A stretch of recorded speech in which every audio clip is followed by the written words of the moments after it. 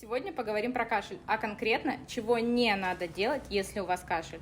Не надо пить всякие препараты, которые разжижают мокроту. Например, такие. Кашель – это рефлекторный акт, который направлен на удаление мокроты с ваших дыхательных путей.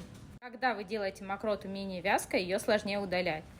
По рекомендациям CDC, до 4 лет без назначения врача не пейте и сами себе не назначайте данные препараты. Это может быть опасно для ребенка и для вас.